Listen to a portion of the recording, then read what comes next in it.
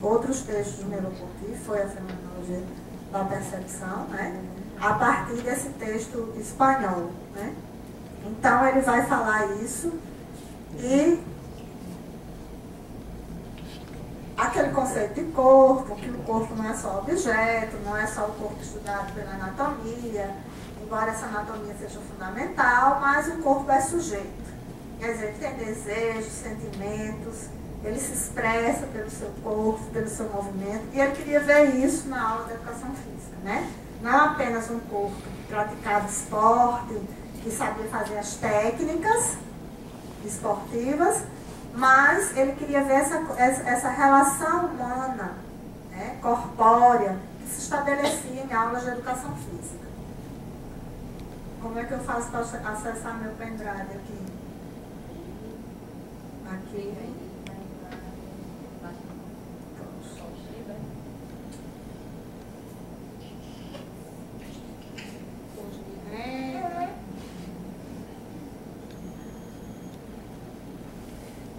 Meu livro sumiu, né? Que foi um outro desgosto que eu tive, então eu vou gravar para ficar registrado na história. Meu livro sumiu, Educação Física Escolar, Abordagem Fenomenológica. Não sei onde está, eu acho que é Rafael que está com ele. Mas ele disse que não. Já que ele está aqui, eu vou fazer essa homenagem a ele. Chega, Paula, como é que eu faço para ficar só isso aqui? Tirar isso aqui. Sabe não, né? Aí quando eu quero o livro. Aí eu me inscrevi, entrei na Unicamp, cascaviei de sexta pra cá. Da semana passada, encontrei aqui a ação que chamava-se assim, foi a tese dele, né? A ação do professor de educação física na escola, uma abordagem fenomenológica. Assinado pelos professores. Sangue melhor que encomenda. Né? Aqui. Joel Martins, né? Ele agradece a doutor Sérgio Rosenberg, que foi seu orientador, e a Joel Martins por sua demonstração de carinho e pelo que aprendi nesse espaço de tempo, para Lídia, Simone, Sibeli e Sabrina, às vezes na hora da vida. E aí eu vou mostrar o sumário. Então ele coloca nesse capítulo 1.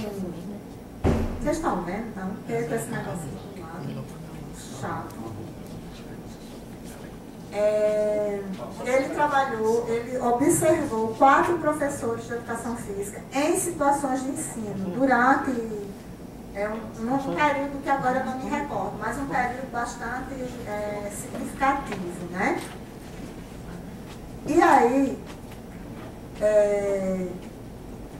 essa primeira parte, ele vai descrever as aulas de educação física. Ele observa as aulas, que é essa primeira parte. Unidades de fenômeno situado, né? Estrutura do fenômeno situado. Então, ele vai descrever as aulas, a linguagem do professor, os comandos que o professor dá, né, na aula, tipo, atenção, coluna por 2, maiores à frente, cobrir. O professor percorrendo as colunas altera a posição de 2 alunos, colocando o menor atrás e o maior à frente. Após isso, continua ditando suas ordens. Atenção, quero corrida sem bagunça, direitinho, sem essa de querer passar pelo outro. Quero ordem. Se bagunçar, da próxima vez vai correr até jupilar. É o professor da educação física. Então ele vai descrevendo coisas que ele acha. Agora sentado, já é outra coisa. Vamos sentar numa perna e deixar a outra estendida na frente. Suponho que isso é um exercício de alongamento, né? E contar até 10. Tá bom. Agora trocando de perna. Agora exercício para a barriga. Isso é aula de educação física na década de 90 em Piracicaba, né? Mais uma vez, tá bom, de pé. Agora, eu tive aula de educação física, quando tinha, que era boa, era assim. Né? Porque quando tinha, porque muitas vezes o professor nem pisava lá. Ou dava só a famosa... essa época que a gente está falando, né? Porque hoje em dia ainda acho que tem outras experiências mais significativas nas aulas de educação física. Mas nesse momento era isso. Era isso. E aí, a técnica, que é bem estabelecida, né, cientificamente, é fazer essa descrição do jeito que se passa. Né? Tanto é que se você pegar aqui os trabalhos que Karenine fez aqui com os professores de Rio Grande do Norte, né? Cláudia fez com os terapeutas, e outros, Elaine fez, eu não me lembro, umas meninas que eu orientei Dora com essa abordagem na graduação, imagina, era muito ousada, sobre a cultura popular. Então, era usando essa técnica, né? Essa técnica. Aí, feita a descrição, você tem agora que fazer a análise ideográfica. O que é análise ideográfica? É fazer o que em fenomenologia, do ponto de vista filosófico, a gente chama redução fenomenológica. Ou seja, o que é que dessa descrição, desses discursos, eu como pesquisador, considero mais importante, mais evidente, mais relevante para explicar o fenômeno que eu estou querendo saber. Ou seja, no caso dele era a questão do corpo, da autonomia do sujeito nas aulas de educação física. Então, isso é análise ideográfica. E eu olho sujeito por sujeito. Né? É um trabalho do cão. É um trabalho, assim, trabalhoso. Né? Porque olho 4, aí na época, e da hoje, né, perguntam, mas 4 é suficiente? Sim, porque pesquisa qualitativa não é a quantidade de casos que você observa, mas a profundidade da observação, o tempo que você passa junto, etc. Né? Feito essa análise ideográfica, que é uma análise do perfil do sujeito, então você vê onde é que ele foi formado, quanto tempo ele tem de experiência, você vai cotejar essa observação também com esses dados da experiência vivida do sujeito, que é outro conceito-chave da fenomenologia. Tudo que sei do mundo, mesmo se a ciência é importante, o mais importante é como eu apreendo o conceito da ciência. Essa é a lição primeira da fenomenologia, a experiência vivida, a atitude.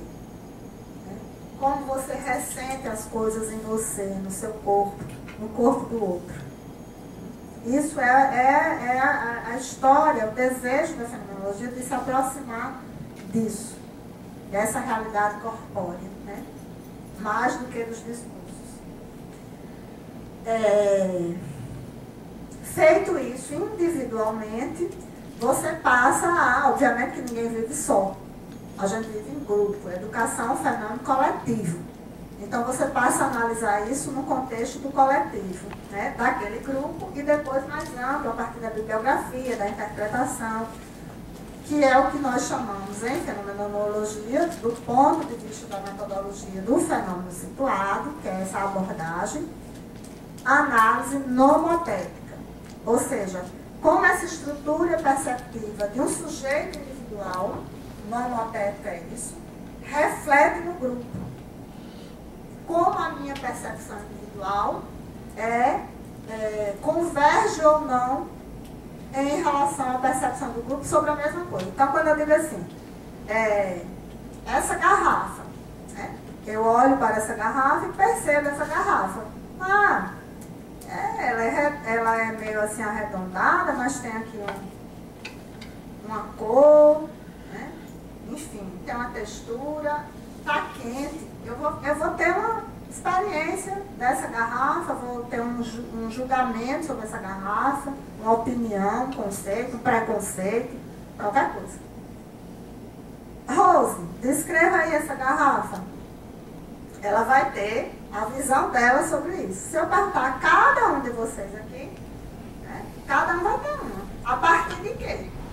Quando eu era pequeno, lá em Barbacena, eu tomei uma água dessa, nunca mais eu quero ver essa garrafa na minha frente. Essa garrafa é tão bonita, quando eu encontrei meu namorado, ele me deu uma garrafa dessa. Ou seja, depende a nossa percepção das experiências anteriores que tivemos com esse objeto, com esse fenômeno, né, com essa situação. Isso é análise ideográfica. Agora nós vamos ver aqui no conjunto as percepções sobre essa garrafa. Análise nomotética. Como isso reflete. E aí Wagner observou, né, a partir do fenômeno geral, a aula de educação física, ele não era fazer, ele chegava, sentava e olhava a aula. E a partir do que ele olhou, ele ressaltou aspectos como o ritmo, a ênfase do conteúdo no esporte de rendimento, a questão da corporeidade e a ausência do prazer e ludicidade. Então, esse era o retrato, digamos assim, das aulas de educação física, naquele grupo que ele observou. Né? E aí, com isso, ele constrói a matriz, que vocês vão ter paciência de eu chegar nela. Eu anotei. Qual é a página? Do PDF, né? Porque eu não estava com o livro. O livro Rafael escondeu, 144. 144. Só Jesus na calma. Como é que vai aqui no 144? Eu odeio computador. Odeio. Legal, 136. É 136 aqui do livro, mas no PDF é 144. Só que aqui, ó, tá na 133. É um inferno. Porque como, eu não sei como é que eles fazem isso, o livro é um número, o PDF é um número. Ah, não que seja. Olha, 137, né? É 144. Chega já. Ó, análise biográfica é professor faz um resumão da característica daquele professor. Pico.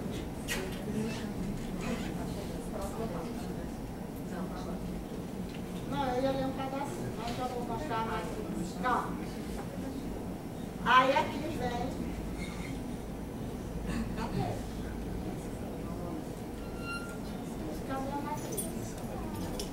Olha, já mudou a leitura aqui, tá vendo? Aqui, tá? Pronto. Aí, porque, como eu disse a vocês, na psicologia, isso aí é um comentário que eu estou fazendo assim, me vem, que eu tenho discutido isso.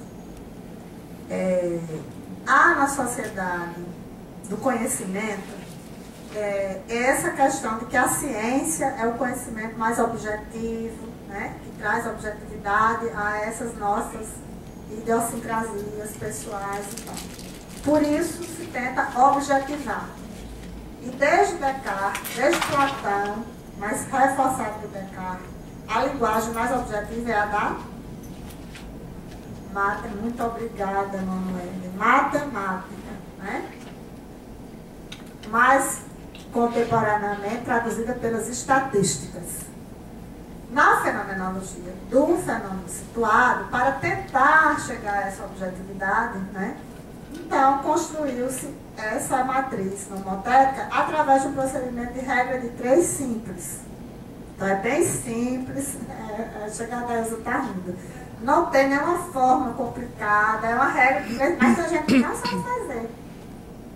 Se eu lançar um desafio aqui, se fazer regra de 3 sem usar o computador, é melhor não.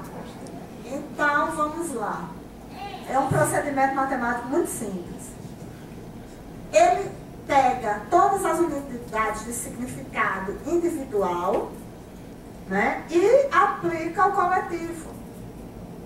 Por esse intermédio desse recurso matemático da regra de 3. Então, por exemplo, atitudes formais e autoritárias na relação com os alunos. Percentual de convergência, 100%.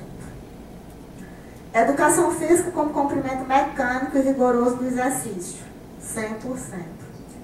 Corpo. Como é que os professores viam o corpo? Objeto a ser melhorado em seu rendimento, 100%. Atividades físicas não adequadas aos corpos dos alunos, 100%.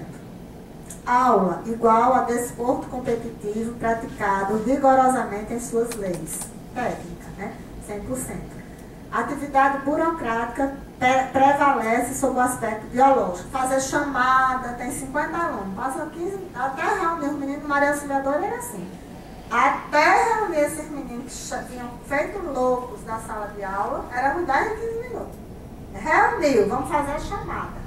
Meia hora se passou, gente. Meia hora se passou. Não sei como é hoje, mas na minha época era assim. Só não tem a bola, tá bom, mas não tocou. Não, ainda tinha as supervisoras pedagógicas que queriam reencarnar 6 minutos para o menino chegar tão suave na sala de aula. Era assim, eu não sei se é hoje, é do mesmo jeito, eu não sei. Mas era muito complicado. Então tá aqui. A atividade burocrática prevalece sobre o aspecto biológico do corpo, que é o movimento, tem que ter tempo. Vai suar? Vai. Né? Enfim. Competição, sentido individualista prevalece sobre a cooperação, 100%. Professor não tem prazer em sua atividade profissional, desestima, desmotivação, tá aí, né? Tá nem aí, dá a bola, tá, 100%.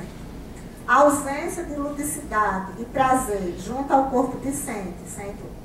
Foi? Não, errei. O professor não tem prazer, olha, tem um aqui que tem. 75%. Tem um que estava feliz da vida. Né? Graças a Deus, sempre tem um abnegado. Ausência da ludicidade, 100%. Relação impessoal no contato junto ao corpo discente.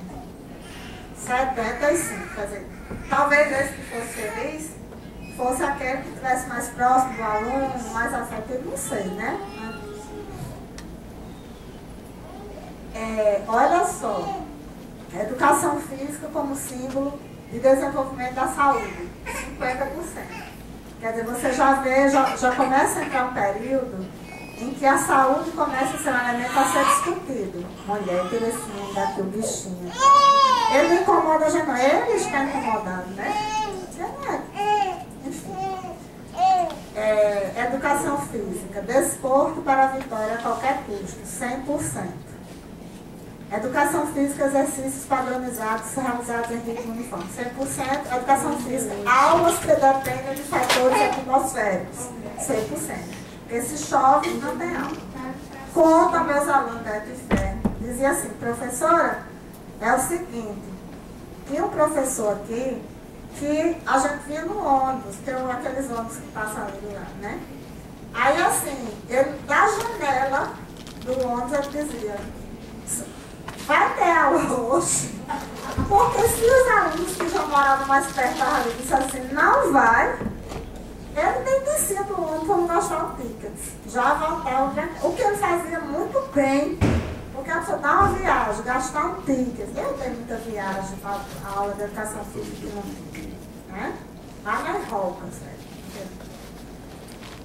Enfim. Essa é a matriz nomotécnica. E depois aí você diz assim, terminou, né? A pesquisa. Não, agora que ela começa. Construção de resultados, que é onde vai a análise, a interpretação, né? Do pesquisador, mas ele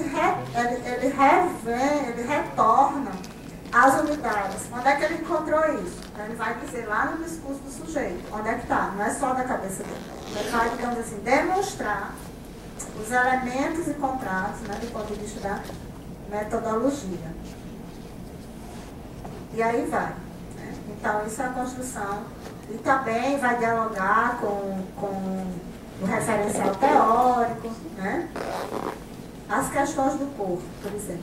Refletimos na gênese desse trabalho sobre a visão Merleau-Ponty, a respeito da prevalência do corpo-objeto, da coisificação do corpo, que leva invariavelmente à não consciência corporal, associando aquelas preocupações iniciais com a interpretação desvelada do fenômeno, preocupa-nos uma educação física onde o corpo do aluno é visto como objeto a ser manipulado e melhorado em rendimento. As atividades físicas não são adequadas ao corpo dos alunos e o corpo atlético é ridicularizado ou desprezado, não atlético. A exploração de corpos menos aptos é incentivada. Dizemos que esta ação é preocupante, porque em nenhuma oportunidade pudemos presenciar um trabalho que levasse o aluno a refletir sobre seu corpo ou tivesse como objetivo a consciência corporal. No entanto, na área da educação física, vários intelectuais, professores já se preocuparam com essas questões. João Freire, referência aqui a João Batista Freire, escrevendo sobre o universo do corpo, deixa claro seu desejo de que a educação física deveria deixar de ser técnica de adestrar homens para transformar-se em técnica que possibilitasse ao ser humano realizar o movimento como arte. Correr, andar, saltar e jogar são coisas executadas com arte, quando os meios utilizados para essas ações são compreendidos. Quando a consciência está presente no ato, isso é uma citação de João Batista Freire, o gesto é feito com arte. Só dessa forma pode ser entendida a educação física como prática de educação corporal. Tudo o que ela faz, atualmente voltado para o rendimento a atingir, teria que ser invertido. Ao invés de fins, deveria se preocupar com os meios. Então veja, isso é só um pequeno exemplo, né, de como ele opera essa questão do método. Mas o que eu queria dizer assim, é tudo feito com muita dedicação, muito rigor, um trabalho muito bem feito, que anos depois a gente lê e diz assim, essa é a tese. Anos depois, né? Passaram muitos anos. Então, acho que é uma contribuição imensa, né? Esse trabalho de Wagner para a educação física brasileira, e para mim é um orgulho, como já disse, imenso ter sido sua orientada, ter aprendido com ele e com o livro dele, a ensinar aos alunos a fazer análise de fenômeno situado, que foi, como eu disse, que eu comecei, né, enquanto orientadora aqui na educação física. Depois eu fui, como diz o mesmo ponto, encontrando minha própria voz, minha própria maneira de fazer, de ser, de existir, como a própria fenomenologia indica, né? Mas é isso. Eu acho que eu teria talvez outras coisas a dizer, mas eu acho que eu disse o principal sobre Wagner e sobre realmente, não apenas a contribuição como algo do passado, como algo que já foi. Ele foi importante, sabe aquela coisa saudosista? Não. Seu trabalho é atual, válido, cientificamente válido. Se a gente for botar aqui de novo, e eu fiz isso agora para esse evento, né? Retomar e também preparando a disciplina que vou dar no semestre que vem sobre a fenomenologia na educação física, é emocionante. É emocionante e realmente eu estou muito feliz de ter tido essa oportunidade que a vida me deu de ter conhecido Wagner, ter me aproximado dele, e estar aqui hoje falando sobre ele e sobre o trabalho dele.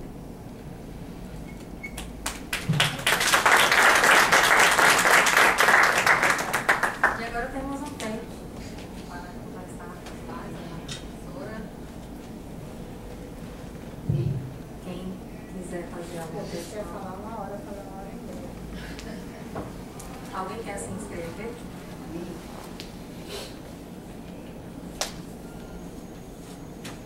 Alguém? Isabel. Pode falar mesmo. Não, porque é filme. Tá Vai gravado. botar no YouTube para ele ver. Estou brincando. Que está sendo filmado também, aí precisa. É porque senão não serve.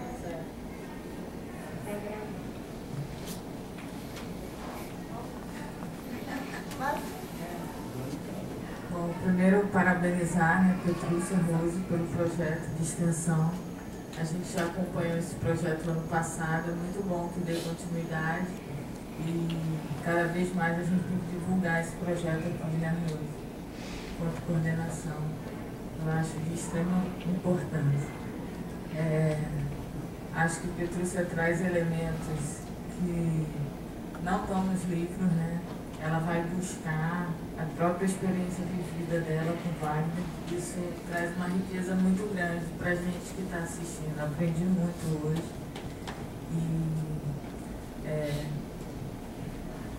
E essa abordagem metodológica, né? Da matriz nomotética, Você sabe se ele continua fazendo as pesquisas com essa abordagem? E uma outra questão seria, se você tivesse que definir numa palavra, Wagner, qual seria? Amor. Amor de homem. Fala de igual não. Wagner é um amor, uma pessoa carinhosa, que a gente tem vontade de abraçar, de ficar perto, cheiroso. É uma maravilha. Olha, eu fui para uma... os trabalhos que eles diziam sempre isso. Que eu fui, né, talvez a mais fenomenológica das orientandas dele. Mas algumas pessoas, para usar, ele falava muito isso, que é uma coisa que eu repito muito, para usar a fenomenologia como método, precisa ter não só a leitura, mas essa atitude, né? E às vezes não dá, não cola, entendeu, Isabel? E o Wagner tinha muito esse cuidado, sabe? Essa sensibilidade de ver até onde ia aquela relação com aquele oriental. Então, alguns ele não usava, até eu ia trazer aqui, mas acabei não trazendo, porque eu já estava cheio de coisa, o livro de Regina Simões, que foi a orientada dele, né? E que ela não usou a análise do fenômeno situado, mas ela usou a análise de conteúdo, que é próxima. Né? Então, assim, quando não dá para ser... Não que Regina não tivesse competência, não é isso. Mas, às vezes, a própria pessoa não se sente à vontade naquele momento e tem uma outra mais... menos detalhada do ponto de vista dessa experiência de vida, dessa sensibilidade, dessa entrega que exige a fenomenologia, né? Mas eu fui participar de uma tese de doutorado dele no Pará. Quando foi que eu fui? Nem me lembro mais. 2012. Uma tese linda de uma menina que fez sobre a questão de ser professor na pós-graduação em educação. Inclusive, ela entrevistou os professores. Eu não fui entrevistada, porque eu disse, não vou entrevistar, porque eu sou da banca. Não pode, né? Aí, né? Então, ele trabalha, porque é o que eu também sempre digo, eu aprendi isso com o Wagner. Ele nunca disse, não, você é obrigada a fazer fenomenologia e trabalhar com a fenomenologia. Não. Porque tem que ter essa identificação, essa percepção, né? Mas ele continua ativo e eu também procurei aqui, né, preparando para hoje. Ele acabou de publicar um artigo com Fabíola Teixeira Araújo Rios, que é orientada dele lá no Triângulo Mineiro, né? Acabou de sair agora numa revista que chama Evidência, uma revista sobre educação, em 2015, né, final do ano passado, um artigo que se chama A Importância do Corpo no Processo de Ensino-Aprendizagem. Então, retomando toda essa relação, né, do corpo, porque por mais que a gente já tenha falado tanto sobre o corpo, mas ainda há muita necessidade de se tematizar o corpo na educação física.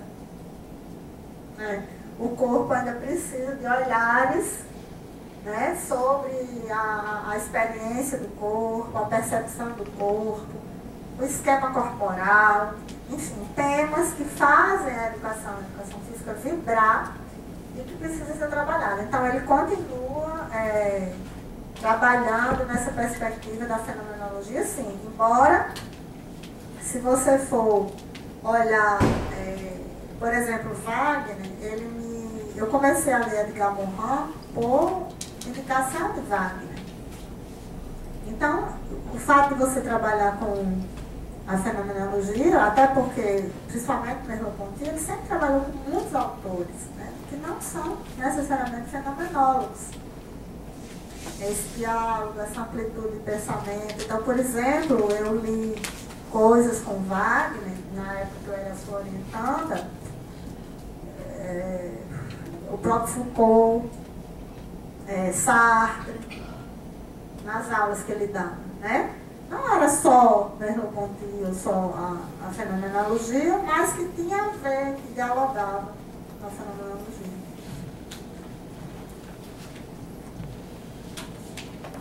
Já temos 5 minutinhos. Alguém mais? Gostaria de fazer uma questão? Não? Eu tenho uma curiosidade, né? A partir da fala de Petrúcia, eu fiquei com essa curiosidade. Qual foi a influência, né, principal de Wagner no universo da fenomenologia? Como ele adentrou nesse universo da fenomenologia? A partir dos estudos, enfim. Como chegou até ele a fenomenologia? Através dessa sua formação na Unicamp, no doutorado que ele fez na área da psicologia da educação, né?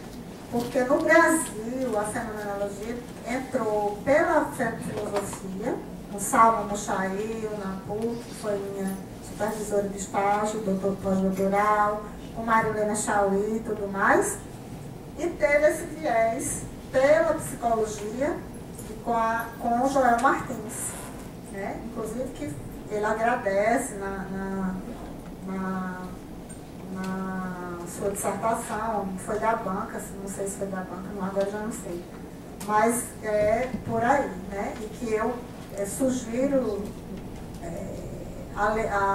o Novaes ou os Novaes, que estava na minha banca, que é muito amigo de Wagner, trabalhava com Riquet. Então, assim, era toda uma rede, né, de pesquisadores profundamente comprometidos com o fenômeno educativo, com a educação. E Wagner, por vir da educação física, ele tinha essa questão do corpo, né, da corporeidade. Então, ele realmente foi muito pioneiro nisso e fez com muita competência esse casamento aí da filosofia com a educação física, né?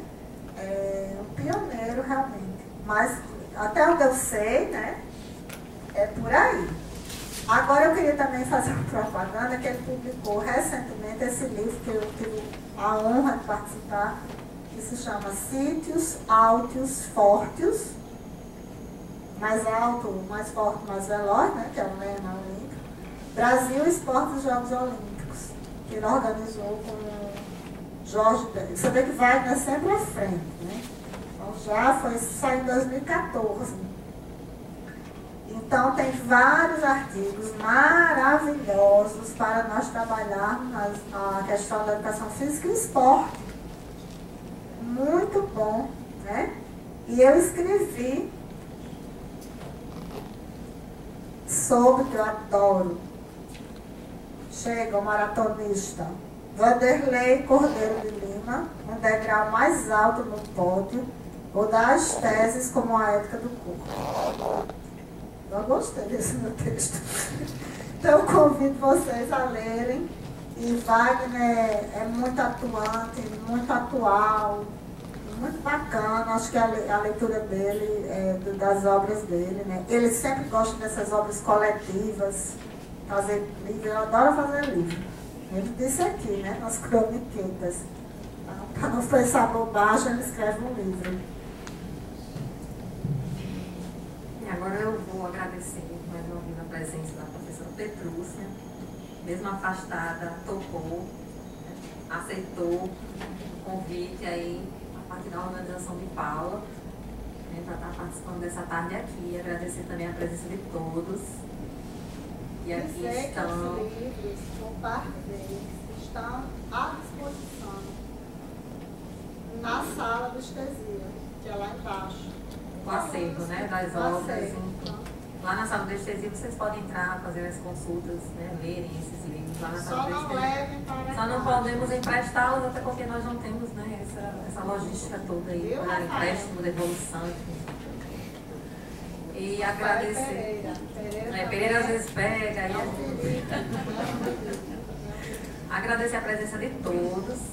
Divulgaremos em breve, né, novas informações, né, Paula? O próximo será 18 de maio. 18 de maio. Walter Brache com o professor Pereira. Walter Brache, tendo como professor apresentador da obra de Walter Brache, professor Pereira de Melo. E mais uma vez, obrigada a todos e até o próximo.